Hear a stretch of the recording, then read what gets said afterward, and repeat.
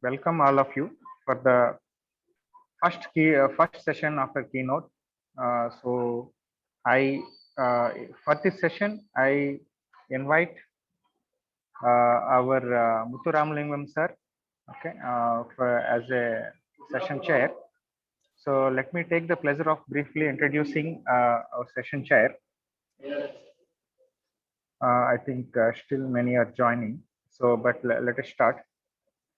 So, Dr. Muthulingam sir is an associate professor currently holding a position in the Department of Mechatronics Engineering, School of Mechanical Engineering, SRM, Institute of Science and Technology. And he is having a specialization in unconventional micromachining, mechatronics, manufacturing automation, and optimization. And he has uh, successfully completed several funded projects and also have had several book chapters under his name, and he has published several international peer-reviewed research articles, and similarly he has several honors to his name, including many of the best research paper awards, outstanding reviewer award, and even best research and gold medalist during SRM Research Day in 2016. And he is having more than 10 years of academic experience, as well as he was also having prior to that some industry experience also. And so with this brief introduction, I would like now Dr. Muthu Ramalingam sir to take over the chair. And Dr. Muthu Ramalingam sir. Thank you, sir. Thank you. Yeah, Can you able to hear me, sir? Yes, sir. Yes. Okay. Thank you, sir. And you are having the list of papers, sir? Yes, I am with you. Dr. Yeah. Saran has already sent it to me. Right, sir. You can, we can have, I think you can tell all the modalities to them, and you can select one out of all the papers as best paper, and you can also announce at the end of the session. Thank you, sir. Sure, sir. So, good afternoon to one and all. So, first of all, at the outset, I thank the VAT management for offering this opportunity to me. As per the instruction given to me, you will be given some 10 to 12 minutes for your presentation and followed by 3 minutes of discussion. And you know very well is that kindly project your own work more than concentrating on the literature survey. That's the only invitation I need to have. And your work will be evaluated based on the novelty as well as the progress and feasibility. Based on the many parameters, it will be evaluated. And thank you all. I wish you all the participants to give a presentation. So as per the names given to me, the first person, I think paper ID 22, IoT based platform development for smart home appliances control. Is it right? Yes, sir. Yeah, are you ready? Yes, sir. Yeah, thank you. But I am not able to share my PPT, sir. Oh. I think better you can forward the PPT to your organizer. I think they can share from their end, I guess so. So I think you are in mute, sir. Dr. Raghu Kiran, sir. Oh, yes. Sorry, I'm on mute. Okay. Can the presenter tell her name, please, once? CB Kolanur. CB dot Kolanur. Yeah, I can see you now. I will just make you. Yeah. Now, please check. You'll be able to present. Thank you. Yes, sir. Yeah.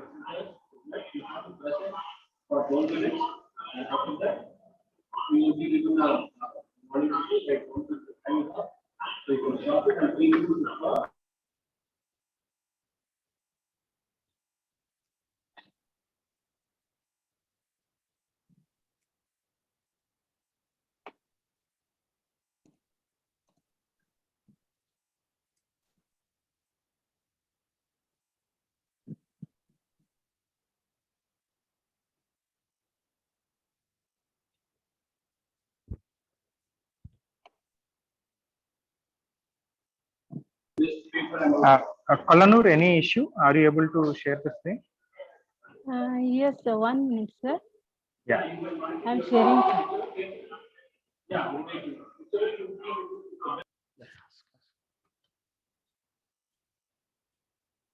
Is it visible, sir? Yeah, you can open your PPT, madam. Is I it think visible, sir? Yeah, we can able to see your screen. You kindly open your PPT, madam. Presentation slide, madam. Yes, sir. This is PPT, sir. But I could able to see your window screen. While share the screen, you kindly press. They will ask too much of options where you need to press the PPT. Then you need to give a share. Yeah, you can stop sharing once and then share again with the window where you have the presentation. Yes, sir.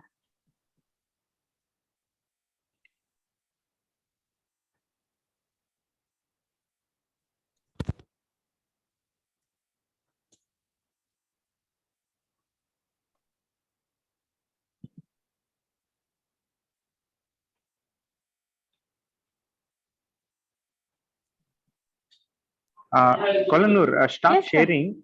Stop sharing and then go to the PowerPoint. Yes, sir. Yeah, One PowerPoint, yeah, sir. yeah. Stop sharing and then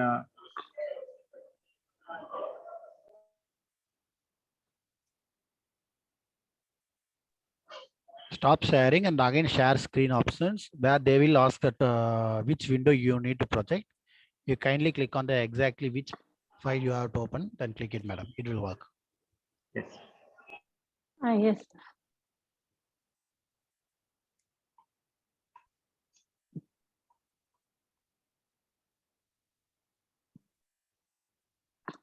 Yes, sir. Now, sir.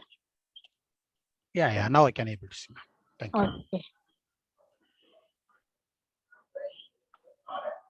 Is it visible, sir, now? Yeah, is it visible, ma'am? You can start, madam.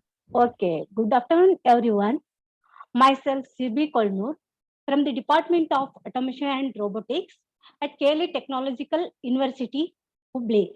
This paper co-authors are Dr. R.M. Banekar, Professor in the Department of Electronics and Communication Engineering at KLE Technological University, and Mr. Rajneesh.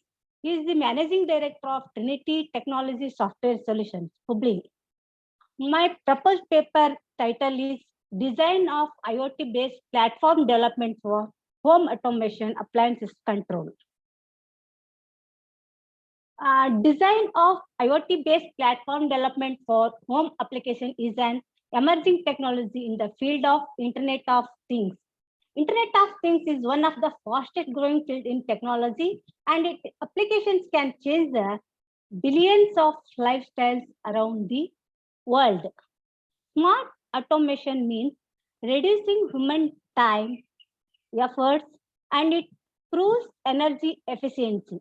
The proposed paper focuses on the adoption of multiple strategies to control each device or appliances, that means home appliances, to empower the end user without being restricted to depend on a single strategy remote controlling system.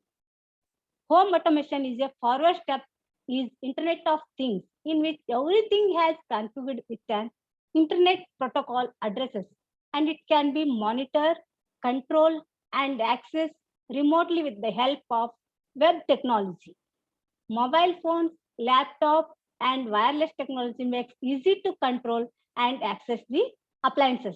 If the user is not sure of whether closing the window, curtain, or turn off the fan, or refrigerator, or TV, any devices, then the user may check the data online from the domotics log file present along the server and the status accordingly. It provides improved convenience, energy efficiency, and security. These are the highlighted literature survey. Thorough literature survey is carried out to understand the present scenario of the existing system. So here are the few of the points I am highlighting. These are the some points, and this is the proposed work of block diagram. Here, Bluetooth is used to set up wireless communication between the cell phone and Arduino board. Here, the Android cell application is developing to provide a convenient graphical user interface for remote control on any device. Even if Bluetooth and Wi-Fi are not connected, it can control through the remote controller. And even if the remote is also misplaced, it can handle it through a wall mounted, means touch panel. It is always fixing to the wall. Hence, it will not be possible to lose because it is internally connected through wires. If the end user desires any changes, it will provide much more freedom and easier access. Here, I am using camera is also to detect the current status of the devices. Here, camera is using to send the current status data to the server. The design platform has been developing to automatically build a system for all home appliances operations remotely. These are the various controllers. This is the touch panel or push button. These are the Wi-Fi connection, remote control. These are the Bluetooth. This one is Bluetooth. Here, Wi-Fi design mechanism. This allows the user to get access to the web at any place. This project has been reproducing smart lights connected wirelessly through Wi-Fi to approve users to access remotely. This is the dashboard of the Domotics app. This is Bluetooth control design mechanism. Bluetooth is wireless technology. It works as a master or slave configuration. The range of this model is about 30 feet. After searching for data, this model sends this data to the Arduino. This data compare with the Arduino code and starts pairing between Bluetooth and mobile phone. If a pairing occurs, the respective relay gets on or off. This is IR remote mechanism. Here, IR remote use infrared light. Nowadays, it can manage several devices at a time. In this controller mechanism, the remote emits the light and the phototransistor receives it. Hence, it receives and transmits the signal to other devices. This device consists of two sections. One is the transmitter section and the receiver section. The receiver section is connected to any load like TV, fan, refrigerator, or bulb, etc. Remote operates from a distance of 30 feet. The main advantage of this remote through control is it saves redundant wiring and it is a perfect option for patients and older people. It can activate about 10-meter distance. This is MQTT protocol server. Means the main part of any IoT-based operation is a server design. In this project, Raspberry Pi works as a server.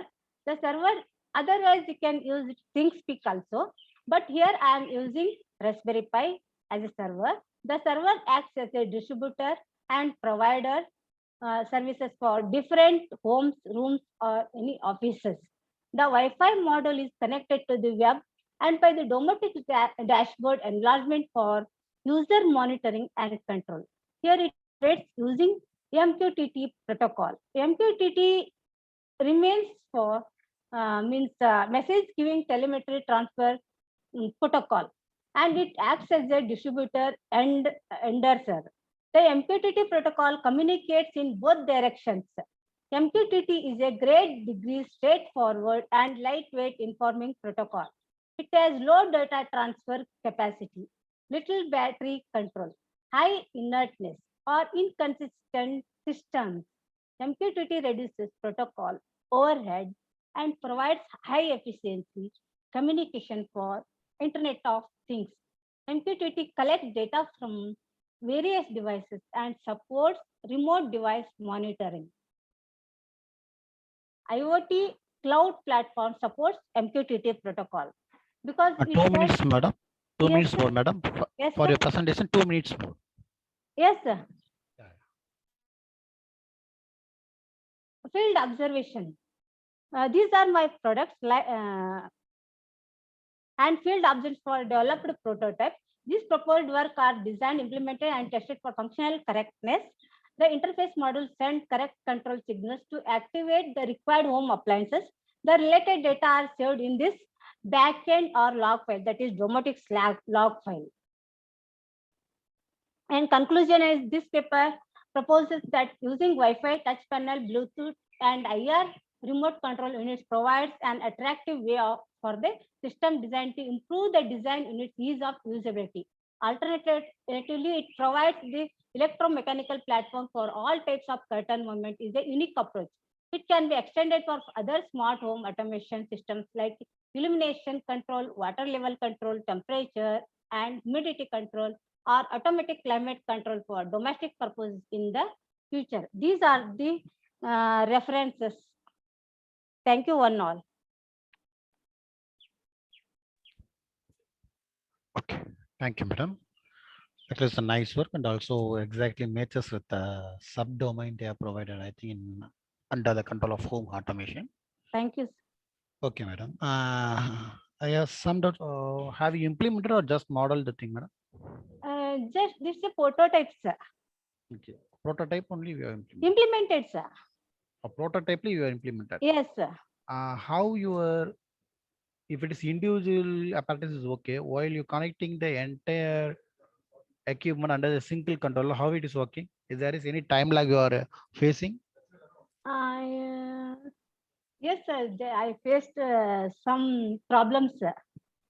Yeah, but home automation means if you want to connect all the things under the single controller means always there may you may face the problem of time lag. How will you address the thing, madam? Just I did one by one, sir. Okay. Finally, we get that output, sir. Okay. What type of sensor you are using? IR sensor or PAR? Yes, sir. IR sensor I used. PAR? IR sensor, sir. Conventional IR. IR sensor and some actuators, sir. Okay. What type of DC motor you are proposing? DC motors, sir. That is 130 RPM DC motors I have used for window curtain control, sir. Can you say the types of DC motor, madam? Types of, I have used only one type of DC motor, sir. Shunt type of DC motors. I have used and I also calculated that torque also for weighting of the window curtains, sir. Okay, madam. What is the touch sensing mechanism you are providing? Pardon, sir? Mechanism of your touch sense. Touch sensor, sir. Yeah. What mechanism, madam? There are different types of touch sensors are available. I have used 16 into 4 touch sensors, sir. Mechanism, madam. Mechanism, so just I used, sir. Yeah. This type what of principle I am asking you as a resistive proximity or inductive proximity or capacitive, like that. Capacitive, sir. Capacitive. Yes, sir. Okay. And also you have provided the Raspberry also. Why you are adding a Raspberry also? Because here I am using it as a server, sir. I installed that Domotics app in that server, sir. Here from there I can receive or send the data to log files, sir. Okay.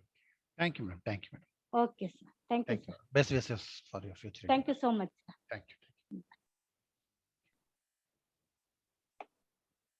You can stop sharing, madam.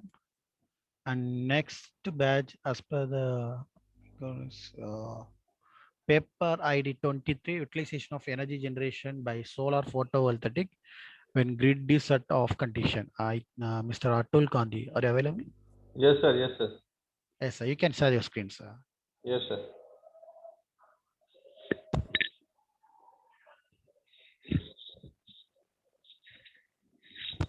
As you know, you'll be given 10 to 12 minutes for presentation, followed by a discussion. Thank you, sir. You can start.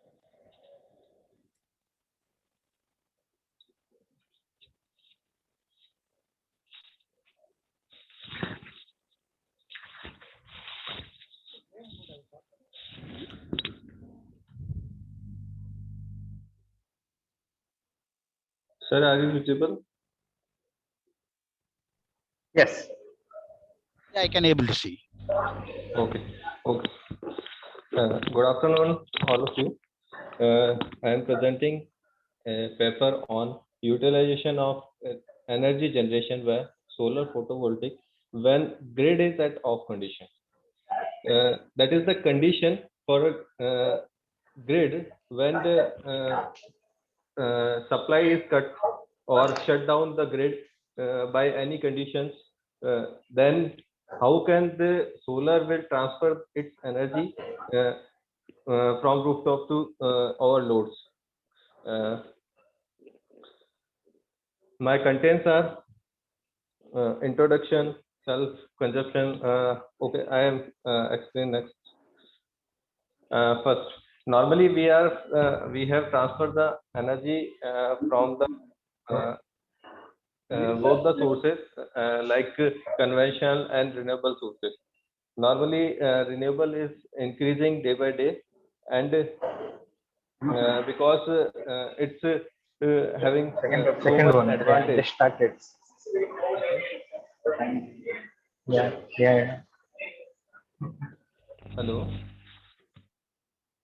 Yeah, you can start. You can resume, no problem. I think. Okay. Okay. Yeah, you can resume, no problem. In the photovoltaic, we have transferred the energy from solar rays to directly into the electricity by the PV module or our solar arrays.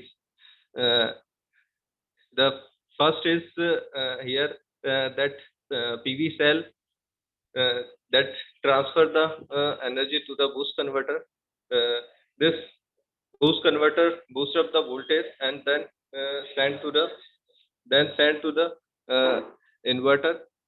This inverter converts the energy from AC to DC and then transfer to the controller.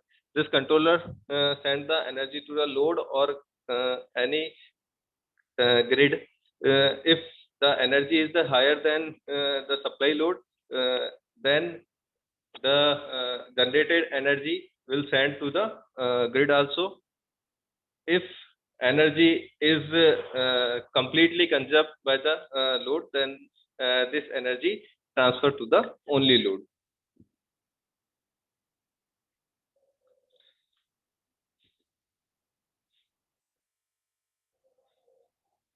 One minute. Okay. Here I study on one school that have 3 to 4 classes and that transfer the that use the solar energy through the solar plate, but sometime having some problem that when the solar plates are connected to the grid tie system, then this energy is transfer when the grid is connected, but when the grid is off, then this energy cannot be transferred to the classrooms. Then problem of the new classroom like smart classroom and other fans and tubelets. So I am thinking about this, that if we transfer the energy at the time of grid is off, then the energy generated by the solar that transfer directly to the loads. Here I have proposed some system like first PV system generate the energy and grid is at off condition. Then boost converter convert the mode in the constant voltage mode, and inverter convert its energy and transfer to the systematic load. Here the systematic load means my load is calculate and then switch on and off by the controller. In the second mode, if the energy is higher than the load, then grid is transfer the energy to the load, or PV can also transfer the energy to the grid or load also. In the third mode, when solar is off, at the night time, that time the energy transfer from the grid to the load. By control strategy based on these types, like boost converter work on the two modes. First, when the grid is off condition, then it work on the constant voltage mode, and when the grid is on condition, then it convert in the MPPT mode. Second, inverter is work on the also two modes. That is, first is the grid connected mode and island mode. Grid connected mode means it takes the energy from the grid and transfer to the load. And in the island mode, it's connected to the battery, and that battery can charge through the solar, and that transfer at the night time. I show here the two types of model. That is the high sun intensity model. Like if the at the 12 p.m. what is the condition of the IV characteristic of the solar panel, and at the 5 p.m. what is the characteristic? That is the low intensity mode. These two conditions, here we see that the voltage level are changed, and that time we control the our voltage through the Arduino supply. This Arduino control the our switching of the model, and then transfer to the load and switch on and off according to the supply of the solar plates. This is my flow chart. Here it shows that model, that is that the solar first generate and measure the radiation and generated energy, temperature of the plates, that sent to the next mode to the measurement of power. This power is higher than the if the power is the higher than the load, then uh, plates inverter convert into the MPPT mode, or otherwise it convert to the constant voltage mode. In the constant voltage mode, there are the priority load, if first in the classroom we are started first tube lights or any projector, then first start these terms, and then after the fans or other terms. Conclusion of my paper is normally grid tie system is less cost than battery system, but it have some problem regarding supply line or any shutdown conditions. That time my system easily can handle this according to the our priority, and we can suggest this model for the all the schools or any colleges that work on the daytime. Thank you, sir. These are the references of my paper. Thank you, sir. Thank you. You have completed in the prescribed time. For that, my that's for you. And moreover, have you implemented any concept or just idea sharing, sir? Sir, I have implement on the MATLAB. Do you have any simulation result for it? Yes, sir. I am taking the readings from the a school that have 4 to 5 rooms, and then I transfer these values to the MATLAB and then simulate this. Simulink or M file? Sir, Or it is M5, M file or Simulink or Simscape or sir, any other specialized toolbox? sir, Simulink, in the Simulink, I have transferred the data and then calculate according to the solar plate readings. Okay. What are the differential equation you have considered for the Simulink Black? Simulink, For making Simulink model, you need to have some differential equation. Nah? Do you have it with you right now? sir, I am taking the solar plates only. I am No. directly For not transfer making the. Simulink model, you need to have some Simulink, some differential equation. Isn't it or not? No, sir. No. Without differential, how it is possible to make a Simulink block?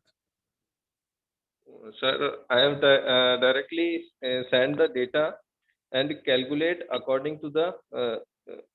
I think in the MATLAB 2020, these blocks are so high, so I think nothing is requirement regarding this.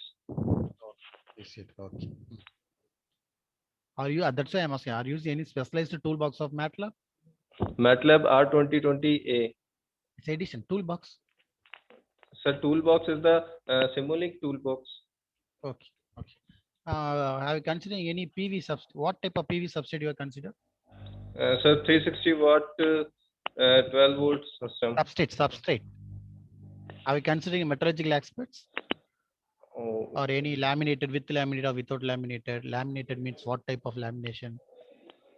sir, that is not any.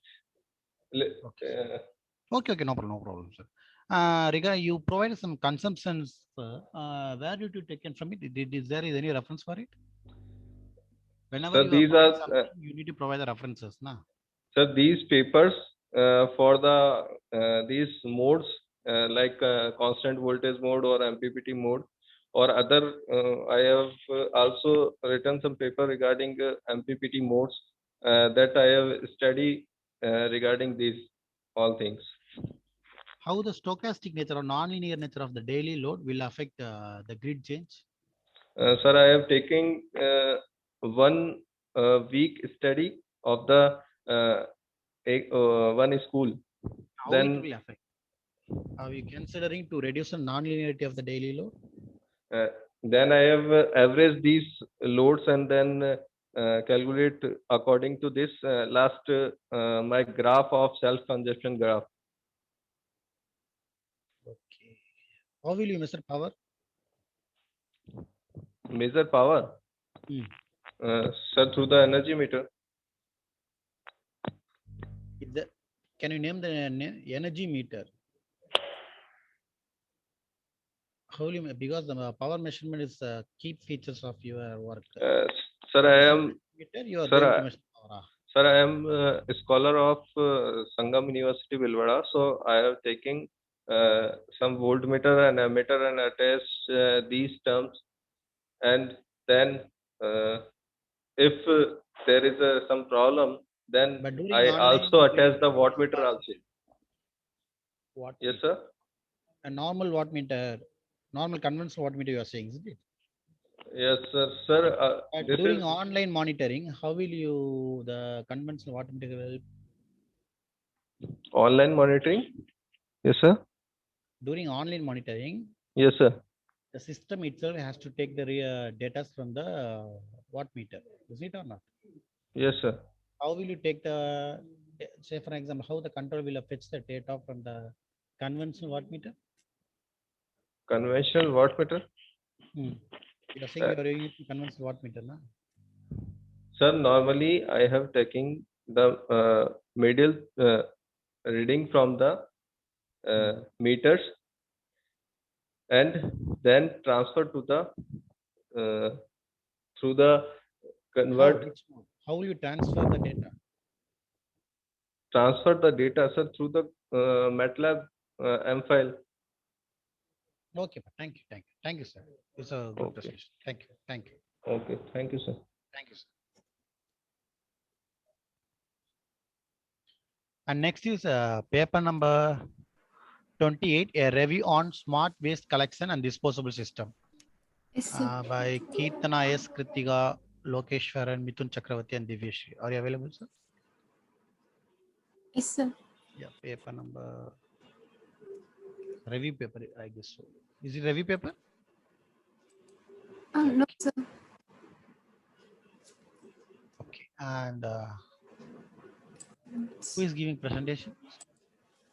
B. Kritika, I guess so, isn't it? No, sir. We three of them going to present, sir. Okay, okay. Okay, you can start. Okay, sir.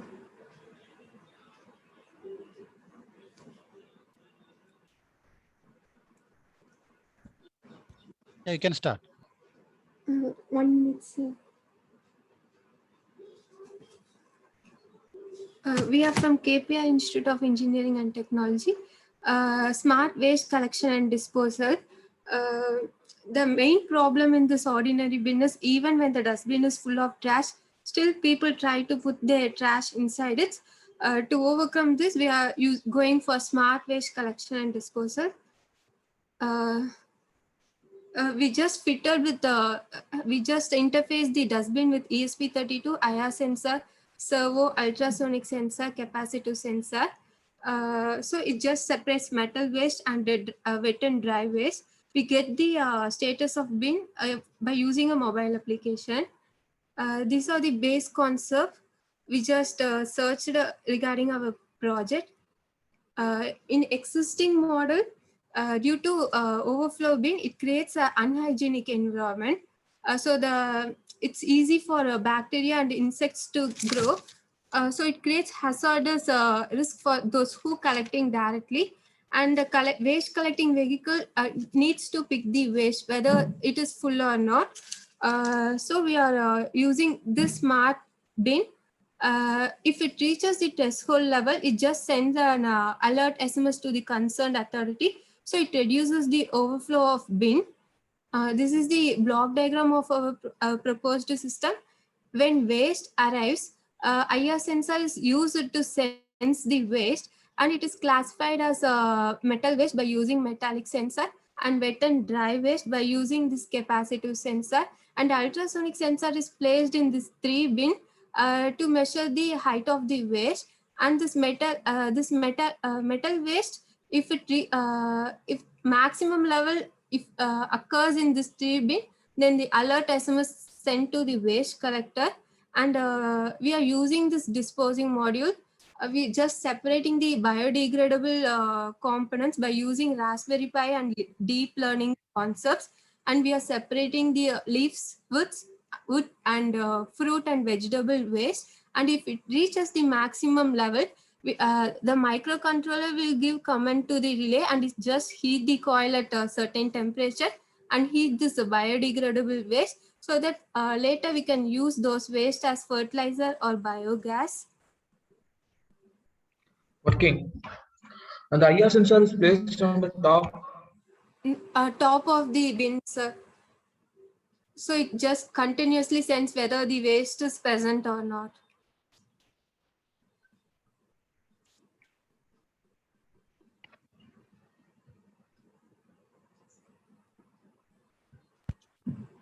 Yeah, you can resume. I think some participants are asked question. Shall I continue, sir? Yeah, you can continue. I think some other participant are asked a question, I guess so. Okay, sir. Okay, you can continue. You can continue. The IR sensor is placed on the top of the.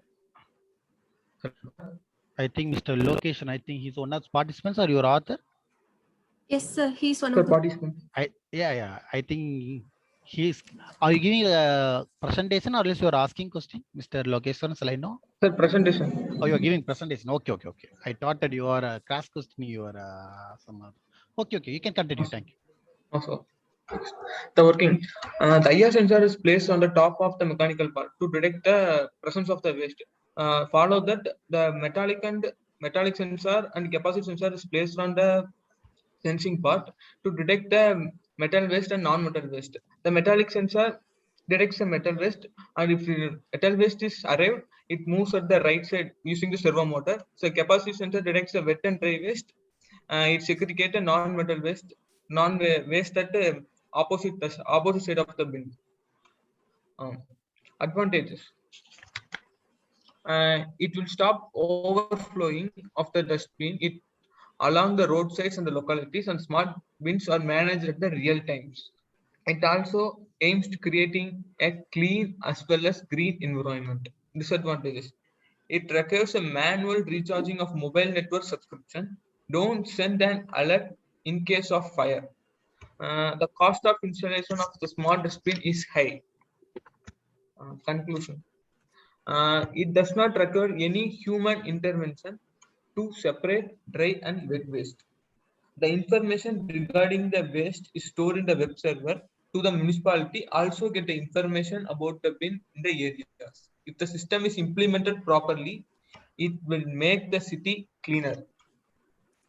Thank you, sir. Thank you. Thank you. Next is a needable project, but have you implemented thing or just the idea? You have developed the idea alone. No, sir. We just have idea only. We just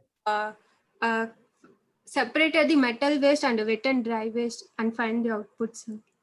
Okay. What type of IR sensor can be utilized to sense the garbage? Normal IR or PIR?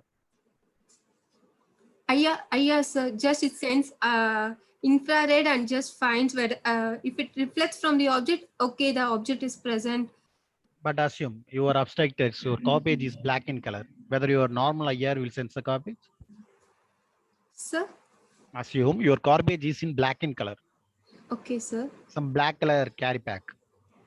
Okay. Whether the IR sensor can be able to identify the garbage or not. No, Yes, sir. sir. Doing How? it's just a prototype, sir. Just we example we just placed like a paper battery. Yeah. But thing is that if you use a normal IR sensor means, Okay, if sir. it is black color garbage means, you know, all the IR which will be sent by the transmitter will be absorbed the black color garbage package. Yes, It sir. won't become returned back. So better you need to go for some other PIR sensor. Okay. And Okay. how will you measure the metallic sensor? Which type of metallic sensor you're going to use to identify the metallic sensor, metallic particles? What are the things that you're going to do? If there is anything metallic sensor? Metal. There is a platform in metal sensing detector, sir. If waste Yeah, arrives, what the mechanism? How it senses metals? we just connected all those with ESP32. No, that's okay. I'm asking the mechanism. How the sensor can identify it's a metal or not metal? You don't have any natural intelligence. Nah? It need to know, okay, based on this parameter, it will classify whether it's a metal or non-metal. What basis? We just set with limited parameters, sir. What are parameters? Okay. What type of controller you are going to use? A microcontroller? IC841. IC8? 84 something, sir. 84. IC84 microcontroller. Okay. How the deep learning will help coming into the picture, because you use the term the deep learning. Sorry, sir. What you said? You have used during presentation. You told that using deep learning, it is possible to enhance performance of the proposed system. How the deep learning will come into the picture? Using deep learning, what are all the samples you are considering? Sir, leaves, wood, and that fruit waste and vegetable waste, sir. How the deep learning coming into the picture? What are the samples? If learning means you need to give a lot of input, sample images. What are the sample images that you will provide? How many images you will provide? We are just 15 images. The data, or else you having any data sets with you? No, sir. Okay. Thank you. Good project. Thank you. Okay. Thank you. You can. Thank you. Thank you. And next one, 41. Optimization of pneumatic artificial muscles using genetic algorithm. Mr. Das and Yes, sir. Rajdeep Ghosh, are you available, sir? Yes, sir. Yes, sir. Yeah, you can start, sir.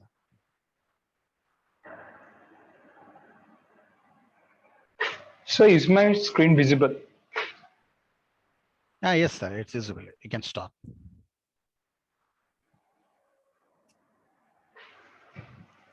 Good afternoon, sir.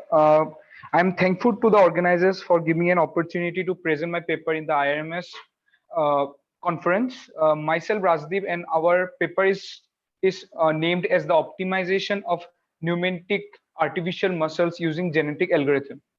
Sir, to be starting off, the contents of our PPT is introduction, the problem statement, the methodology, and the results and the conclusion. So to start off, sir, in today's day-to-day life, some mechanical instruments are spreaded in different directions, and it's covered all the parts of the day-to-day life of us. So the main things that comes to our mind when we talk about machines is fans, tube lights, etc., etc. Sir, also an important thing in mechanical in motors is the idea of robots. And today, sir, there have been numerous work and innovation in the field of robots and realizing a different ideas in this field. So one of the important roles and one of the important requirements in the field of robotics is prosthetics, which uses equitation methods. So there are many type of equitators. Equitators are mainly the things which helps us to initiate some type of motion. For example, sir, hydraulic power. So in hydraulic power, so using this, we are using many projects which uses hydraulic power, but the disadvantage of using this type of power generators is, sir, the excessive weight and the fluid density. So next, coming to electric motors, the thing is same, sir. The complexity of such the objects is quite big. So, sir, to decrease the complexity as well as the weight, a new object that was termed as pneumatic artificial muscles came into effect in the early 1920s. So though in 1920s it was not so famous, but in 1950s, when one of the persons next named McBean came into effect, he devised one of the oldest and the one of the successful pneumatic artificial muscle. Then it was one of the emerging and one of the interesting topics in that era, and also it is one of the hot topics in today's world. Sir, to start off, McBean muscles is a type of pneumatic muscle which was introduced in the 1950s, and gained its popularity mainly in 1980s when one of the companies named Bridgestone came into effect. So the main advantages of McBean muscles is that they are quite lightweight and they acquire less volume. So to explain the working of a McBean muscle, it's type of a tube, and when the tube when in the tube, so we pass air, the volume increases, which in effect decreases the length of the tube. Sir, it's one of the most important discoveries which can be used by any person. So for example, if a person who is having difficulty in walking, he can use a skeleton so that the equitators can help him drive his force so that he can walk easily. The equitators are one of the important things in the pneumatic artificial muscles terms. So it is also one of the safest equitation methods in today's operation. So, sir, the main problem statement that we try to figure out is that to understand the static characteristics of a McBean type pneumatic muscle and optimize the peak force with the help of genetic algorithm. So, sir, as I said about the McBean muscle, it's a type of elastic bladder, which and in as so it has a tensile strength. So, sir, to increase the tensile strength, we use a nylon lapping so that the tensile strength of the muscle gets increased. Sir, as we give as we give air or some type of force into it, the volume increases and thus the length also decreases. So, sir, the next thing is, what is a genetic algorithm? Sir, in the research operation, genetic algorithm is one of the meta-heuristic algorithms simulated by larger class of evolutionary algorithms. The genetic algorithm is a search-based optimization technique based on the principles of genetics and natural selection. So it's frequently used to find the optimal and the near optimal solutions of difficult problems using different generation. Sir, in genetic algorithm, we used a set of inputs, which is again processed, and the set of outputs are given depending on the generation and the inputs that we have used. So in genetic algorithms, the nature of the material depends on how we use the generation of the things. Sir, the basic terminology used in genetic algorithms are the population and the generations of objects that we are using. So in genetic algorithms, there are mainly 2 to 3 types of variables which are quite important to be used. So these variables are known as the design variables. And in this case of our project, we have used radius and the braid angle of a Mcbian muscle to be the. So the workflow of a genetic algorithm is something as follows. So when we start the algorithm, the things are initialized, and on basis of the initialized things, the evaluation is done. And then the 3 important steps of evolutionary algorithms: selection, crossover, and mutation is done. And depending on these mutations, the results are found. So that there is a loop which takes all the possibilities that we give to the algorithm. Sir, now coming to the mathematical part, sir, the Mcbian muscle is related to pressure, length, and the tension of the muscle. So, sir, the main things that come to our mind when we think of pressure and all is the work done and the force. Sir, the force is mainly divided into two components. One is the radial component, and one is the axial component. This radial component, as in equation number 3, the radial component is 2 pi rl pressure dr by dl, and the axial component is 2 pi r squared pressure. So the difference of this force gives us the pressure differential. So the pressure differential is something that we calculate in the presence of 2 important pressure: the absolute pressure, that is the pressure inside the Mcbian muscle, and the atmospheric pressure or the ambient pressure. So the initial variables, the initial things that we use in this paper is the initial braid angle of the Mcbian muscle, the radius of the Mcbian muscle, and the length. So in this equations, the alpha naught denotes the braid angle, r naught denotes the initial radius, L naught denotes the initial length. So on equating, we find the equation number 4. In this equation number 4, we take out 2 constants a and b, though they are linked with the braid angle. This a is given as 3 by 10 square alpha naught, and b is given by 1 by sine square alpha naught.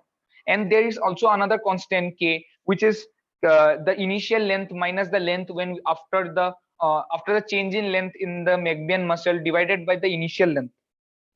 Sir, when there were practical experiments were done on this, so the difference of practical results and the theoretical results were found to be huge. So, sir, by some of the previous paper, they took some correction functions. One is the pressure constant. One depends on the pressure constant, and other depends on the length. So the correction in the correction function, the things that were used so that the correction functions can be devised is one that, so in lower pressure, the experimental data shows some problem, and number 2 is the braid angle gives some problem in experimental data. The main reason behind this is that the original material and the nylon material that we have used as outer layer can show some anomalies. These anomalies are overcome using these correlation functions. And after we add equation number 5 and 6 to our main force equation, we get the equation number 7. Next, coming to the thing, sir, after we sir, when we want to use the genetic algorithm in this thing, so the main thing that comes to our mind is that optimization. And sir, to optimize a thing, we need to decrease the object that we want to optimize at as low as possible. Sir, using the values that we have found from DMSP paper 20, 206 bar, sir, they said that the maximum contraction attained by a muscle is 25%. So, sir, taking in this consideration, we find our design variables to be the radius and the initial braid angle, and the optimized function to be a negative of the force that we are using. So we take into consideration some limits as shown in equation number 9, 10, and 11. The limit of R naught, R alpha naught, and K depends on the maximum and minimum ranges that has been provided to us from the DMSP 2020 paper. Sir, now the results, the main as I told, we have taken the 2 values minutes from more, the kindly go DMSP. fast. Yes, sir. Yes, sir. So as I've told that we have taken the values from the DMSP 20 paper. Sir, on taking these values and taking a range of 100 population and the crossover function to be 0.8 and the generation to be 500, on theoretical analysis of all this, we found a huge difference in two of the things. Sir, the main results on optimization showed that the radius of the thing can be increased on post optimization, as well as the braid angle which can be decreased. So as you see in the table, sir, the radius is increased by 0.002 angle and the meter, and the braid angle is changed by a degree of almost 1.7 degrees. So sir, genetic algorithms help us in different ways, increasing the radius and decreasing the braid angles, which showed us the best optimization that can be done on this theoretical scale. Sir, also the peak force after the optimization showed that the peak force is increased by a huge. So as we can see, the peak force before optimization was somewhat around 1500 Newton, but after the optimization, so it has increased to more than 2500. Sir, to conclude off, sir, then this was an theoretical attempt towards the McBean type pneumatic artificial muscles using genetic algorithms, and the optimization resulted in a peak force increase by 70%, which was a huge number as a theoretical case.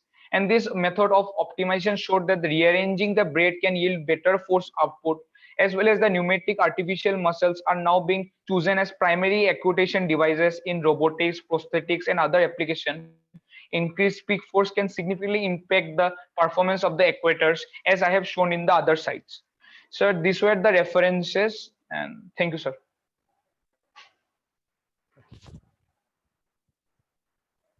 Thank you, and thanks for the wonderful presentation. And regarding work, I think you are using McBean muscles, I guess so, isn't it? Yes, sir. Yes, sir. Okay. How many generations you are considered for your genetic algorithm? Sir, we have used 500 generations. 500 generation. Which software package you are utilized? Sir, it was a theoretical approach, sir. We did not do it practically. It was the first approach towards this. How did you get the recursion equation? Sir, we used the equation that has been given in the DMSP 20 paper. Actually, they may derive the equation. Based on the equation only, you need to apply it and you will get finally, you will get the output. That equation may Yes, be sir. get Yes, sir. some recursion equation may be got from some other software. Have you referred the book? Sir, sorry, I didn't get you. Have you referred Sir, I the didn't get work? you. Can you hear me? Yes, sir. Yes, sir.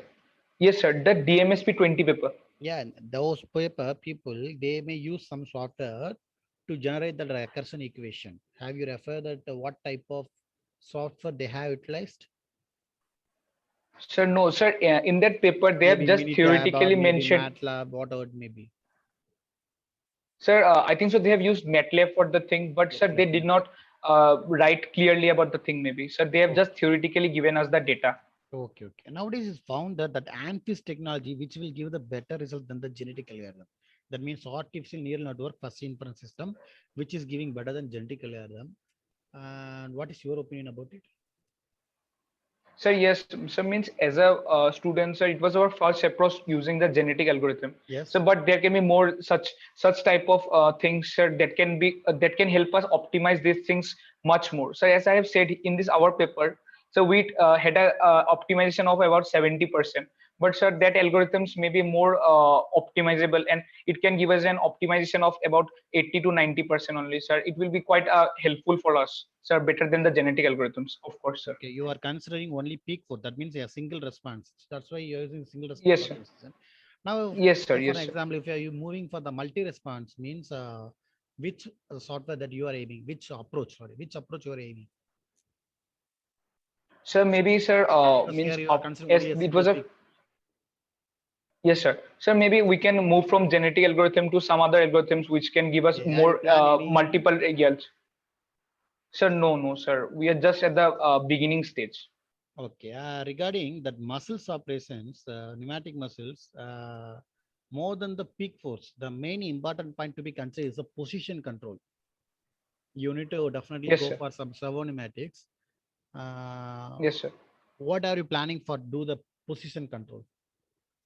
Because obtaining Sir, position control with servo pneumatics is not that much easy. It's too tricky. You need to deal with a lot of considerations. Are we considering those things? sir, no. As I said, it was a theoretical approach. So about the practical approach, so we have to start with the things. So we have not thought in the practical approach till now. Okay, okay. As of now, you have started that work, isn't it? Sir, yes, sir. Yes, sir. It was, sir, just a start in this field. Okay, considering the position control also, that's a trickier part. Okay. Thank you, sir, for the Thank you. recommendation. Thank you, sir. Thank you, thank you. Thank you, sir. Thank you, sir. Thank you for your information. The next participant, paper ID 51, framework on integrated quad purpose water quality monitoring. Miss Mogana Bharati and Ruba Yes, sir. M. Are you available? Sir, I am not able to share my screen, sir. Yeah, I am Sir, can giving you you give the a slide because your screen? name is different. I couldn't recognize you. Yeah, now please check. I think you will be able to.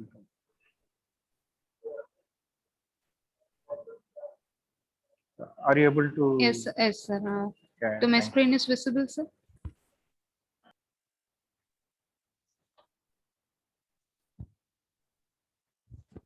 It's visible. You can share. Yes. Make a slide. Yes, good afternoon all. I am Mohana Bharati, Assistant Professor in Department of Electronics and Communication Engineering at Vellalar College of Engineering and Technology, Erode. I am going to present my work under the title Framework on Integrated Quad-Purpose Water Quality Monitoring.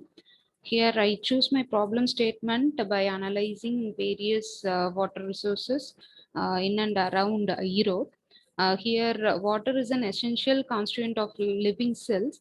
Its the quality determine the goodness of water for a particular usage, right? Then for monitoring these water quality, we need some sensors or some chemical analysis so that it slows down the process. That is, we can identify the values by repeated laboratory measurements. And then another problem is that there should be effective low cost method to monitor these process. Not only to monitor this water quality, we want to improve the quality and maintain the quality so that we can give a good water to all the people, not only for drinking, for also irrigation purpose. So that we took this problem. And my objective is that to measure the pH, turbidity, conductivity, and temperature, which are considered as the most important parameters to determine the water quality. And my second objective is to display the parameters determined on the web page using ThinkSpeak IoT platform so that we can access from anywhere.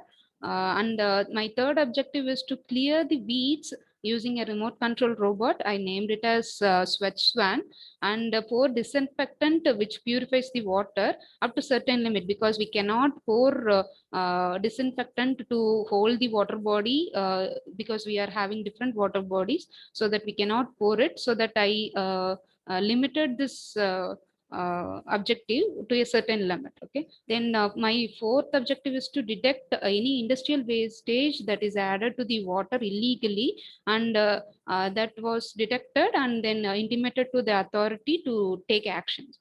And as we all know, water is a main constituent of cell, human cell, not only human cell, but also the all living organisms. So that I think this problem is very much essential, even though they are we are not mainly considering about this water quality. It directly or indirectly affects our health. And Erode is one of the smart city in the one of the smart city scheme, so that if this project is implemented, so that our water resources will be improved. So that I choose this, and then I took a survey report from Central Pollution Control Board. They established more monitoring stations, but these stations are stationary, so that they can measure water quality from particular location alone. And they established these kind of count of monitoring stations in our India. And my literature shows that there are more pH and turbidity sensors usage in real-time water monitoring, and evidence of conductivity sensor as well as temperature sensor also in 2016. But in all these, they are communicating with up to particular limited range, so that I'm extending it to cloud, so that we can access it from anywhere. And then another evidence shows that there is a robotic dolphin, but here in this robotic dolphin, they are just monitoring alone, but they are not improving the water quality. And then another evidence shows that wavelength specific absorption for water quality measurement flowing water is there. But in this approach, there is a limitation that we can measure only for flowing water, and then other stagnant water should need some other parameters also. So that these are all the disadvantages I identified from the literature. And to overcome this, I am proposing this methodology that is serves for quad purpose. We are integrating 4 purposes in a single system. And first thing is to monitor your water quality using my sensors connection network. And then I'm connecting it to the giving the report through my ThinkSpeak IoT platform. Since we are doing prototype level, we use this ThinkSpeak general cloud app. If we particular to that authority, then we can purchase the essential cloud apps.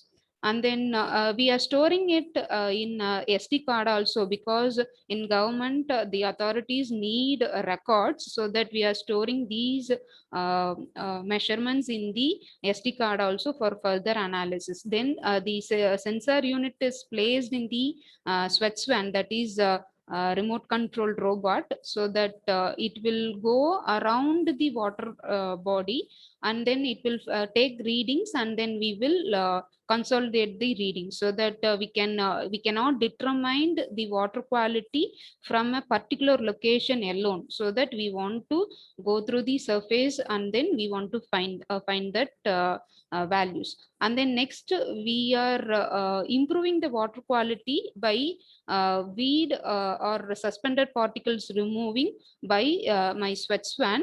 Actually, this process is purely under a prototype model. We tested only in a swimming pool, which needs much payload, so that this is alone in a prototype model alone. And we fixed a camera, so that we will monitor the pollution causing traitors, and then information is sent to the authorities even with the pictures and videos, so that we can take action to that particular person or industry or organization. So that we need some evidence, right? So that we are keeping a camera to found it. And these are the parameters we measured. Hydrogen ion concentration using my sensor 0161. It is all controlled using Arduino, because since it is a prototype model, we used a low cost controller, Arduino. Sensor 0161 serves my hydrogen ion concentration measurement. And then we all know that 7 is the pH value for pure water, and less than 7 it is considered as acidic, and more than 7 it is considered as alkaline. So that if we are measuring this, then we can find the water quality. Then next one is turbidity sensor. Turbidity sensor will measure the suspended particles in the suspended particles will shows the impurities present in that particular water, and then temperature we want to measure, because if the temperature is high, then the turbidity value will be varied, so that we want to measure the temperature also. If the temperature is high, then we want to change the timing when we are taking measurement. Okay, we should not choose the noon, so that the temperature will be more at the surface, and then so that we want to take the reading in morning or evening, so that the temperature will be normal, so that the turbidity and conductivity will be measured properly. And then 2 minutes more, madam. yeah, okay. Conductivity sensor is 0 to 44. We are measuring the conductivity because some salt water and drinking water values will be varied based on the suspension of some other pollutants, like coloring agents from textile industries will change the conductivity value, so that we are considering this parameter also. This is our block diagram, and these are our experimental setup and results. And then this is our Swachhwan view, and then these are all the parts. Here we are having steering control to move around the water surface, and then vacuum to suck the weeds or plastic bottles, likewise like pollutants we can clean. And then here we are having a spraying unit, so that it will spray the disinfectant, and a camera to monitor the intruders. And then these parts are explained here. These are our ThinkSpeak results. And then by this we are measuring 4 parameters or 4 purpose in a single system. Here are our future enhancement, or we are currently doing this. We are considering this Kalingarayan Canal in Erode, so that it will be more practical.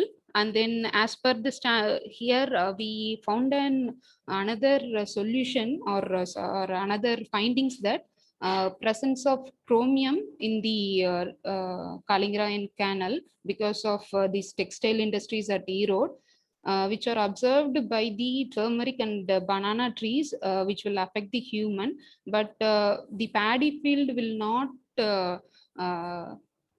observe this chromium, because in paddy field we are keeping more water stagnant at that particular field, so that it will not observe this chromium.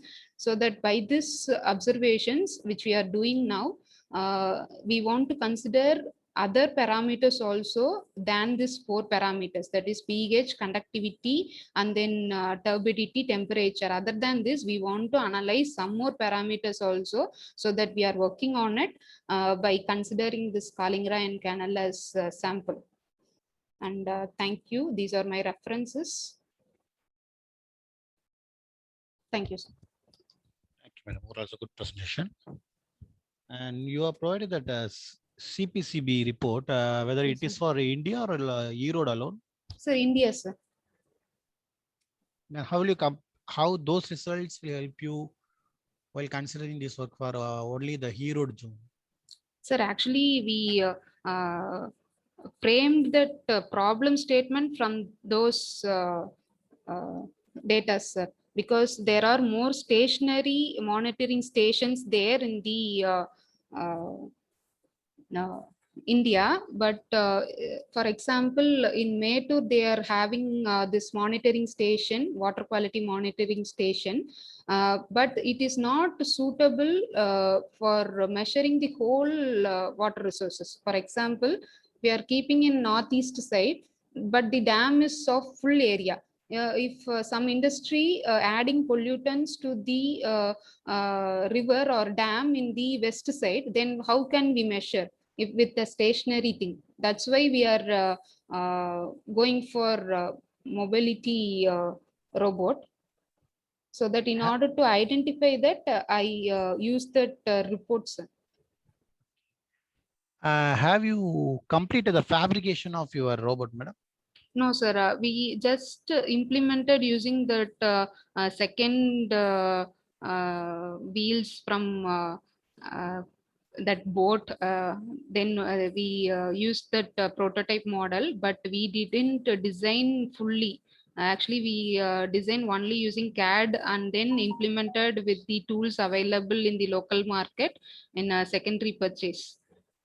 We didn't design with the industry, so that if we are doing that, then it will become a new product. Okay, concept is okay, no problem. But thing is that during the fabrication of robot, you will face a lot of hurdles. Yes, may sir. not We want to consider the payload. We want to collect the weights Yeah, fully. that's a major of Yes, sir. We want to design that. We didn't fully concentrated on this robot. We completed this all other 3 parameters and tested it, but the robot alone is in pending phase. We are working on it, sir. because even it need to have a lot of kinematic analysis. Trickier Yes, sir. thing. Actually, You I'm people are electronics from based. Yeah, that's So why that we are aesthetic. We are mechanics people itself. They need a lot of work on it. yes, but, sir. I basically, plan to do an interdisciplinary project with my mechanical professors, so that it will be more effective.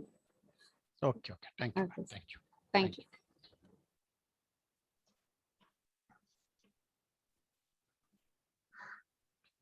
Okay, the next participant, paper ID 57, design of emergency control system.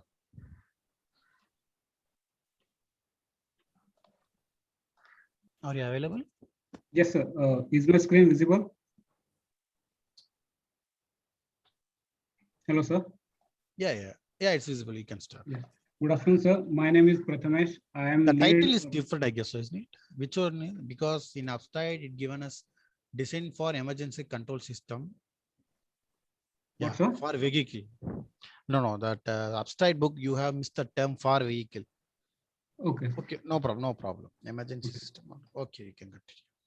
Okay, so my name is Prathamesh, and I am going to present my research paper. These are participants. The contents are introduction, objectives, features of system, components included in system, design of system, working principle of a system, results, advantage, and conclusion. So let's start with introduction. Nowadays, there are some automakers which are using a vehicle safety system, and most of the vehicles nowadays in market are mostly ECU based. So ECU controls all the electronic systems in vehicle. In crash scenarios or submersion scenarios, if ECU gets damaged, then passengers stuck inside vehicle, they cannot operate electronic system. They cannot start ignition, or they cannot go out of the vehicle or lower the windows. So they suffocate, and there are some casualties. Our project is based on 2 scenarios. One is crashed and second is submersion. So these are the objectives. When we started designing the system, our objective was to study existing safety systems and to improve and improvise our system so that we can reduce casualties as much as possible. And the second objective was to select appropriate sensors which can work faster and accurately to avoid delays and errors in emergency systems so that passengers can evacuate safely. And to design and develop system which assist passengers to evacuate in emergency conditions. These are some features of our system. We have used PIR sensor for motion detection. Previously, in a previous safety system, they have used pressure sensor to detect motion, but it is not as feasible because if you put some weight on seats, then the pressure sensor cannot detect any difference between human being and luggage. So we have used PIR sensor for better motion detection. We have used ultrasonic sensor. Previously, we used resistance-based sensor to detect rising water level, but there were some problems, delays. It was not accurate, so we opted ultrasonic sensor so that it can detect water level as soon as possible. We have used GPS module to send location of crash site on registered mobile numbers so that relatives or some authorities can get information about crash. So if the crash is in a sparsely populated area, then they can communicate and send emergency authority to the crash site. And we have used SOS system. The SOS system contains headlamps and horn and relay, so that if there is a crash at night, people passing by cannot detect any difference in sparsely populated area. So the SOS system can attract the attention of people passing by. These are components. This is microcontroller. It is situated behind the glove box under dashboard. So the wiring is less, it is affordable, and it is safe from any human interference.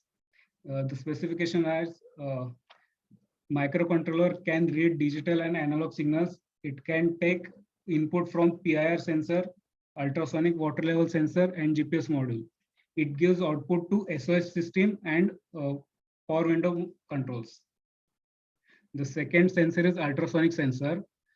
It is located at bonnet in engine compartment near cowl section, where shoulder line, that is a window line, meets engine compartment. We have located ultrasonic sensor at that height because we want to make sure that when water level rises up to certain limit and there is no connection between ECU and battery, then we can start supplementary safety system. So we have located this ultrasonic sensor at standard height, that is cowl section, where shoulder line meets bonnet. Then third is PIR sensor. As I have told you, the PIR sensor is more accurate in detecting any human presence or living presence. It works on principle of infrared radiations. Our human body radiate energy in form of infrared radiations. So it can detect difference between passenger and empty car. The PIR sensor detects infrared sensor. The working range is up to 7 meters and 120-degree angle wide. The input voltage is 5 volts, output voltage is 3.3, high or low digital signal. The component is GPS module. It is located on IRVM near inside rear view mirror, so that wiring is reduced and the antenna is mounted near top of the car, so it can send and receive signals very easily. These are some specifications. This is component location. The first is ECU. It is right behind glove box in dashboard. The second is battery. It is secondary battery. It is located under passenger seat, so that wiring is less and it is safer inside passenger cabin. The PIR sensor is located on a pillar of a car, so that it can cover maximum area inside passenger cabin to detect any human or living presence. This is the location of PIR sensor near cowl region. It is faced downwards to the ground so that it can detect rising water level. This is design of system. It is the double lines, darkened lines are data lines. Blue colored lines are power supply, 12 volt from battery. Green colored lines are step down voltage, 5 volt battery, which is compatible for sensors and electronic system. The working of system. Our system works on three scenarios. First is crashed. When vehicle is crashed, then after ECU gets damaged or there is some breakage between battery and ECU, the passenger or driver inside vehicle cannot control any electronic system. So when main ECU and supplementary ECU are connected by CAN bus, when there is a disturbance between main ECU and secondary ECU, then secondary ECU takes charge over the electronic system, and passenger stuck inside vehicle can operate electronic system to evacuate. The second system is the second scenario is submersion with passenger. When a car hit on the road and suddenly flash flood arrives and water level start rising, then battery and ECU connection it gets damaged. So when this happens, the secondary ECU takes charge over electronic system. It sends signals to ECU by ultrasonic sensor. It notifies microcontroller that water level is rising, so that secondary ECU takes control over the electronic systems and passengers can evacuate safely. And the third condition is submersion without passenger. Consider if a car is parked in parking area and suddenly flash flood arrives or water level arrives around the car and there are no passengers. So there is no need to lower down the windows. It may damage interior. So the PIR sensor detects any human presence. If there is no presence after rising water level, then it will not lower down the power windows. It will simply send signal to registered mobile numbers that the water level is rising. This is the working principle. These are some calculations. Hi, Pratimesh. Just a reminder, last 2 minutes is there. Okay, sir. These are calculations regarding water level. This is time of flight. These are results. The results are the sensors we have used are working properly. Ultrasonic sensor. These are time taken by different sensors. The total time elapsed is up to 10.3 seconds to 10.9 seconds, roughly. The advantage is the passenger will get immediate help by nearby people via SOS system. The GPS module will provide exact location of crash site on registered mobile numbers. If passenger stuck inside vehicle, then emergency control module will help passenger to evacuate from vehicle safely by lowering power windows. The conclusion is electronic emergency control module will activate and take control over power window and actuate as per the need. Hence, we can decrease the number of casualties due to suffocation and accident scenarios. These are some references. Thank you, sir. So all is a good idea. There is no doubt in it. But however, have you started to implement anything? Yes, sir. We have made one prototype. Do you have a sample for it? No, Any sir. black diagram? No, sir. Right now, I don't have any. But it is in Idea is good, development. but while seeing the what control type of frame, what is the black diagram you are saying? What is the developed model? What are the implementation? Based on the things are very much important. Nah? Yes, sir. Sir, it's in a development process. We have checked PIR sensor and can you show any photograph of a development? No, sir. Not right now. Okay. Sorry, sir. Okay, no problem. Thank you. Thank you. It's nice work. Let me think what will happen. Best wishes for your future endeavors. Okay. Thank you. Thank you. Thank you, sir. Thanks. So next badge, ID number 79, automatic load frequency control in an isolated microgrid with a superconductive magnetic energy storage unit with the integral control. Are you available? Sir. Yes, sir. Good afternoon, sir. V. Rajaguru and yes, sir. Is there audible, sir? Annapurani. Yeah. Yes, sir. Okay, sir. I'll share his screen, sir. Yeah.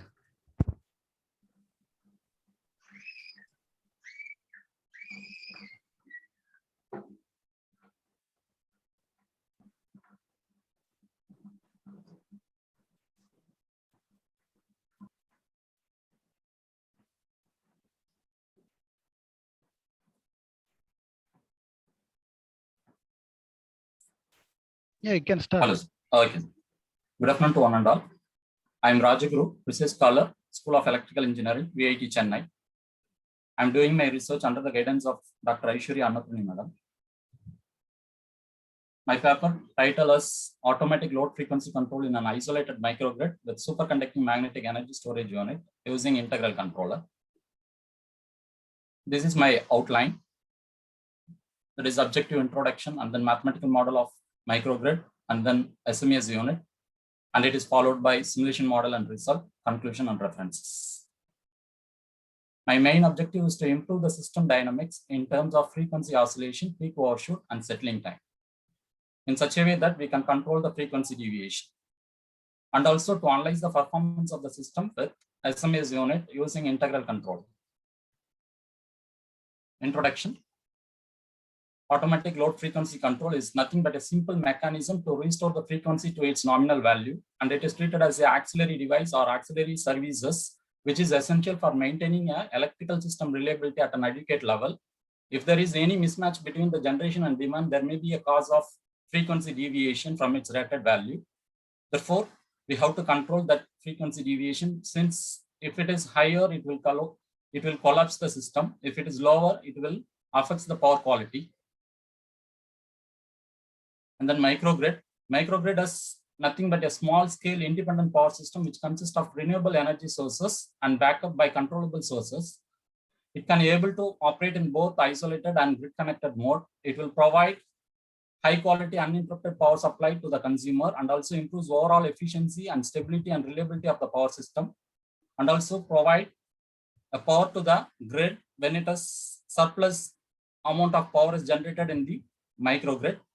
And also it helps to reduce the carbon dioxide emission by choosing an optimal operation of a distributed generation. SMES unit. It is nothing but a superconducting magnetic energy storage unit. It comprises of 3 major units, that is superconducting coil, power conditioning system, and cryogenic system. Superconducting coil stores the energy in the form of magnetic field, and its capacity can be given by half Li square. And then power conditioning system, it consists of that rectifier or inverter in order to connect to the AC grid. And then cryogenic system, it is nothing but a cooling system or refrigerator system. It consists of a helium or nitrogen as a cooling system in order to maintain the conductivity level, in order to minimize the losses, power losses, so that it will lead to high efficiency. It also controls power. Next one is the integral controller. It consists of 2 parts, that is frequency sensor and integrator. That frequency sensor will detect the frequency error that has to be given to the integrator, that will act as the area control error, which will forces the steady state error to 0. That is the main function of integral controller.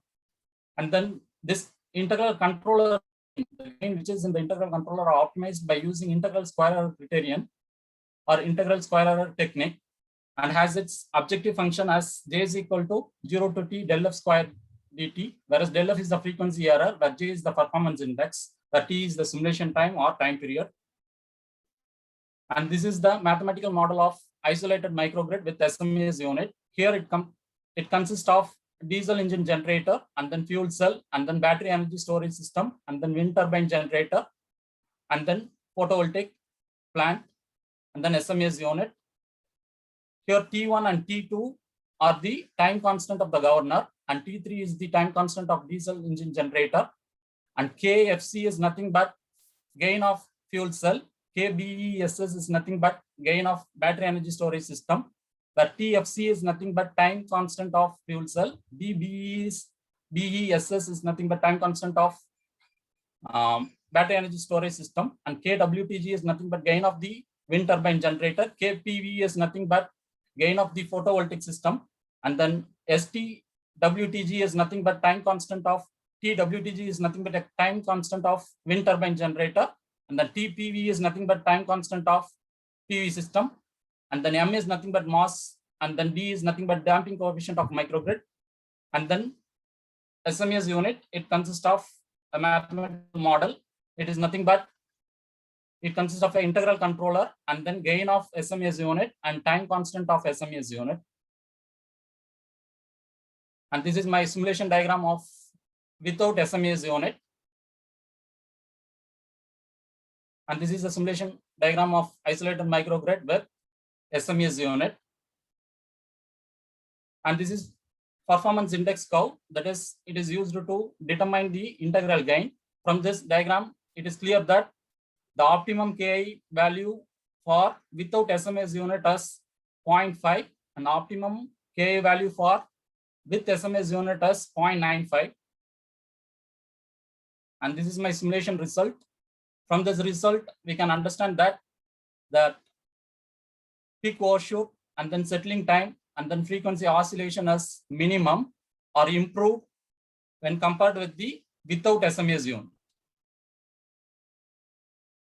And these are all my values which I used in the simulation part. And these are all my microgrid parameters which I used in the simulation. Conclusion: automatic load frequency control is a simple and yet effective method to control the system frequency. Automatic load frequency control is an isolated microgrid with SMAS unit. Using integral controller is analyzed. Gain of the controller are optimized by employing the integral square error criterion.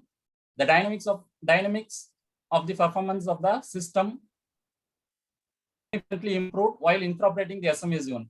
That is, finally, we conclude that by making use of SMAS unit, the dynamic performance of the system has to be improved. Is to be improved here in terms of frequency oscillation, peak overshoot, and settling time.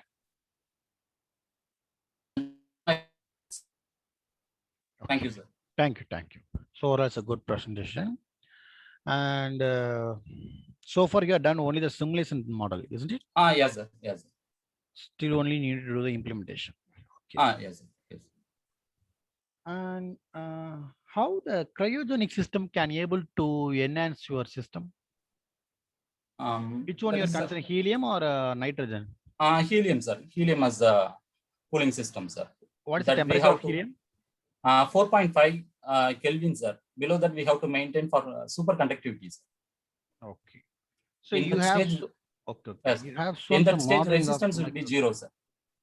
Okay. You have shown some modeling of microgrid. It is your own or else it's available? It is available, sir. It is available in the papers, sir.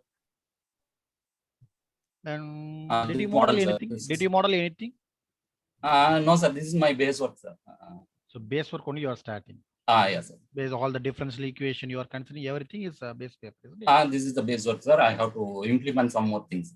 Okay, what are the interpretations you are getting from the results? Because the optimal value Ka you are obtaining, and also you have yes. some waviness. From the waviness, what you want to interpret from the results? This integral control is the basic one, sir. For conventional controller, I'm using here, sir. Whereas due to high intermittent nature of photovoltaic as well as wind turbine generator, we have to go for advanced controller like cascaded or fractional order or virtual inertia control like that, sir. That will give a very good result when compared with this one, sir. Okay, thank you, sir. Thank you. Thank you, sir. Thank you so much. All the best. Thank you for giving the opportunity, sir. Thank you, sir. Okay. And moreover, the last paper of this session, paper ID 132, are you available? Yes, sir. This is Adarsh. Authors Kishore and Arul. Their project is pressure cooker whistle notification using Arduino based wireless sensor network. Is it right? Yes, sir. Yes, sir. Yeah, you can start.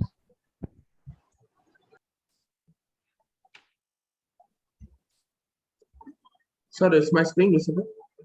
Yeah, it's visible. You can start. Yes, sir. Thank you for giving us the opportunity to present our paper. Our topic is pressure cooker vessel notification using Arduino-based wireless sensor networks. And myself, Adarsh, my teammate is Kishore R, and we work under guidance of Dr. Arul Rajagopalan. I would like Kishore to take over abstract. So good afternoon to everyone present here. I'm Kishore R from VIT Chennai. To begin with, I'm going to talk about the abstract of our paper. So our key idea in this paper is to develop a device that counts and keeps track of number of whistle goes off in a pressure cooker while cooking, and to notify the user through their smartphone in real time. So this helps to keep track the whistle count and to switch off the gas when the required count is reached. IoT concepts are implemented using Arduino Uno board sound sensor. So this helps to reduce the risk of accidents to a greater extent. So now, sir, let's move on to the introduction. Adarsh, can you move to the introduction slide? Yeah. So we all know that pressure cookers are one of the most common and widely used cooking utensils in our country and across the world. It It cooks food by creating high pressure inside it, and this also makes it more dangerous to use compared to other cooking utensils. Due to the increased work pressure, and distractions from various things like from TVs, mobile apps, etc., people lose concentration and sometimes they switch on the gas stove and they forget. So, which leads to overcooking of the food in the pressure cooker or an undercooking. But most importantly, when the whistle of the cooker is not working properly and the safety valve fails, this leads to a very high pressure buildup inside the cooker and eventually it might explode. And this will cause serious injury to the user. And this could be avoided with the help of a idea. Yeah. So our project, yeah, Adarsh, yeah. Please. So our project is very simple to implement and use, and it has no physical contacts between the cooker and the electronics module, and thus makes it hassle-free. Yeah, Adarsh, you can continue. Yes, sir. Uh, for the coming to the methodology, firstly, we have to understand that the sound travels in air as a wave, and Arduino sensors are nothing but a transducers. Transducer is a device that converts one form of energy to another form. So here the sound sensor acts as a transducer and converts sound waves into electrical voltage. But the electrical voltage that is converted is not large enough to be recognized with the Arduino. So we use amplifier, namely LM393, for amplification of the voltage. So once the data is sent to the Arduino using the sound sensor, the Arduino will process the sound waves and search for the specific frequency that the pressure that we might be looking for the pressure. If the sound is in the specified frequency, the LED will be turned on, and the node MCU, which is connected serially to the microcontroller, will receive data, and the notification will be sent to the mobile phone. So this is the methodology, and we recorded the sound from using a mobile application, and was found to be around 80 decibels. And this is the flow chart. So when the sound sensor receives the sound waves, it amplifies and sends to Arduino. The Arduino will keep track of the count, and it will keep adding to the summation variable. We have to understand that not all iteration receives the same sound. So we take 100 iteration and average out the readings so for precision. Therefore, we count till 100. We take the readings till 100 iterations and take the average. If the average of the frequency is in the specified range, we go for further processing. If not, if the loop continues. Coming to the further processing, the Arduino sends the data to Node MCU because the data is in the specified range. Because the Node MCU has to send the data to the Blink servers, and the servers will push the notification on our mobile, and we have to update the whistle count variable so that it notifies us the number of whistle count, and the LED is turned on ultimately, and the notification is the total kind of result what we are expecting will be gained. And this is our circuit diagram. This is a schematic diagram, and PCB designs. This is how our project looks like as a prototype, and this is our demonstration. We implemented the concept and tested ourselves, and it worked. Sir, can you hear the audio, sir?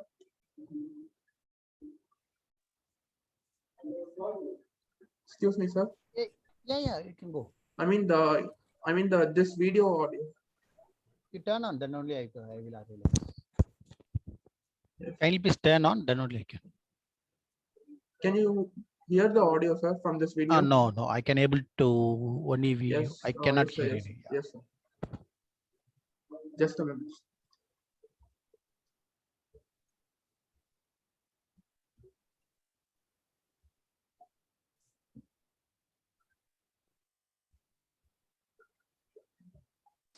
Sir, now? Yeah, now I Yeah. can. Yeah, yeah. Yes, sir.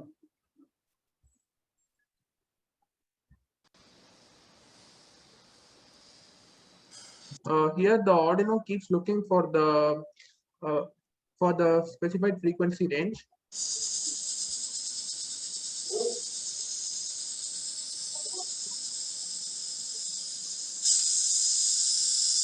Now that the specified frequency range has arrived, the LED turns on and the notification comes in our mobile. And every time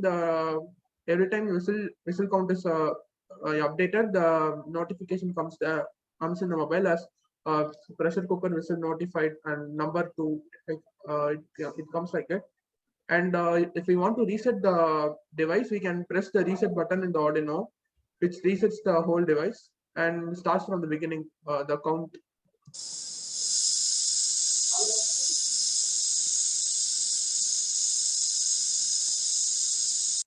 And that's basically it. This is the implementation of our device working in its full potential. And we would like to say that the Rajaguru, just a reminder, last 2 minutes. Yes. Sir, this is Adarsh, sir. Sorry, sir. Yeah, you can. We would like to say that the pressure, the frequency what we got was 5 kilohertz to 5.1 kilohertz. We took the base data from Google, which said as 6 kilohertz, and we calibrated according to our pressure cooker model what we got in our kitchen. And we found out that the pressure was around, the frequency was around 5 kilohertz to 5.1 kilohertz. So we specified the range in the code as 5 kilohertz to 5.1 kilohertz. And manufacturing feasibility. This device can be easily manufactured and can be implemented without any hassle. And the total cost of manufacturing, what we estimated, is around 550 to 600 rupees. And benefits in this model, like we did many market research, and what we found out that not many products are available for this,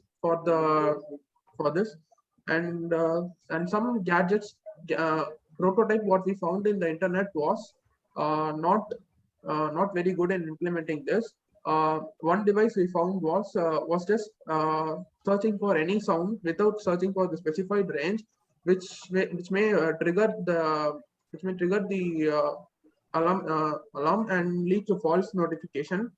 And other model what we saw was accelerometer was placed on top of the whistle, and which adds to the weight of the whistle actually, which increases more pressure, so it can be dangerous. The whole setup can be around 300 grams on top of the whistle, could lead to disaster. So we thought it was a flaw in the model, and we rectified those things in our model. So, and I would like Kishore to take over future enhancements. Yeah. So we have listed out some of the future modifications which could be done, and to make our idea more helpful. So, first one is that we are planning to make it as a whole complete kitchen safety setup by adding a smoke sensor and LPG gas sensor, which detects any kind of gas leakage and also fire incidents, and it sends an instant notification to the user's mobile, and thus a great loss in life and property could be minimized. And we are planning to set a timer which automatically switches off the gas stove or electrical cooker and informs the same to the user via notification. And we can also add a device which could turn on and make some hot water.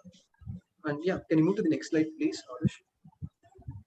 Yeah, so in conclusion, even though like there are companies are installing various safety devices in pressure cooker like safety valves, safety valves to stop very high pressure buildup inside the pressure cooker, but we could still see a lot of accidents happening very frequently. but we are very much confident enough that our idea will help a lot of people and reduce the accidents and damage. And these tests were this was performed, and test results were verified and inspected. So our protection system is very efficient and it reacts very quickly. Yeah, and I will also use this opportunity to thank VAT and Arun sir for motivating and encouraging us to do this project and to complete it successfully. Thank you all for this opportunity. This is the reference what we took for our project, and thank you, sir. Thank you for allowing us to present this paper. Okay. Thank you for the work that you have taken out so far. I have only few questions. Is that what is the frequency range you are considering for the whistle? What we got from Google for as a base reference was 6 kilohertz, but what we measured was around 5 kilohertz to 5.1 kilohertz. How did you measure the frequency? The frequency will be shown in our serial monitor, sir, in the Arduino IDE. Oh, using the Arduino only you are finding? Yes, sir, Arduino IDE. What is available? What exact sensor available in the Arduino to sense frequency? It is a function, sir. Frequency measure.h. No, that's a function, pa. Yes, I'm asking, do you know what exact component which is available in the Arduino to sense the frequency? The sound sensor, sir. I mean, the sound sensor module, sir. The sound sensor detects the, yes, sir. Even the sound sensor will send. I'm asking, there should be some mechanism, not to frequency. Okay, this is a frequency, how it is calibrating. For calibration, there should be some sensor. Do you know what exact component which is available? Yes, sir. The sensor module uses IC chip LM393, sir. And it has a microphone. I'm asking principle, yeah, simple term, principle. Based on what principle it measures? The sound travels as wave in the air. Any microphone, the sound sensor obviously has a microphone.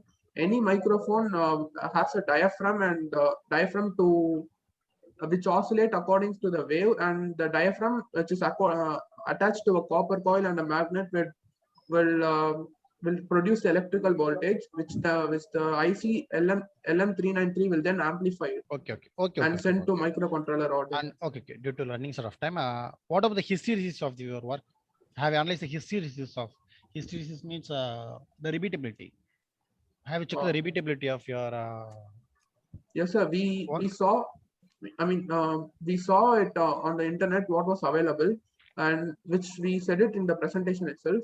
The model what we saw was not convincing and had many dangerous flaws, which we rectified in our model. Okay. Thank you for your work. Thank you, sir. Okay, I hope so that all 8 people are completed your work. I thank all the participants for your presence, and the best paper will be given based on some parameters: implementation, novelty, mechatronics approach, presentation, PPT, and queries, feasibility, and technical depth. Anyhow, that will be conveyed to you during your tomorrow's session, I guess so. Yes, sir. Well declared. Professor Raghukiran will speak remaining. Thank you so much, Muthuramalingam sir. Thank you, and it's my pleasure. We also appreciate all the participants, all of you, for your presentation, and I especially feel it is fortunate for you all to have Dr. Muthuramalingam sir here to evaluate your work. In fact, Dr. Muthuramalingam sir is one among the top 2% of the scientists in the world wide in the area of materials and manufacturing, and we are so fortunate to have you, sir. And my pleasure. And we from the organizing committee, on behalf of organizing committee, I especially thank you for accepting our request in despite of your schedules. So thank you, and we wish you have again and again, and have a pleasant evening, sir. So with this, I say that we'll close this session. And one small announcement is that we have our first keynote speaker in the morning due to some technical issues, who is from Turkey, is being rescheduled to today's evening 6 p.m. You are aware of that.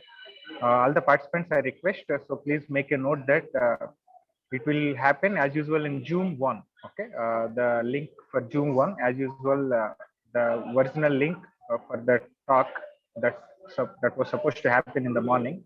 Please, all of you join using June 1 link at 6 p.m. today, 6 to 7. The talk will be there. Okay, thank you so much again, all of you. Please join again for the subsequent sessions as per the schedule given in your earlier communication. Thank you so much, all of you. Have a great evening. Thank you.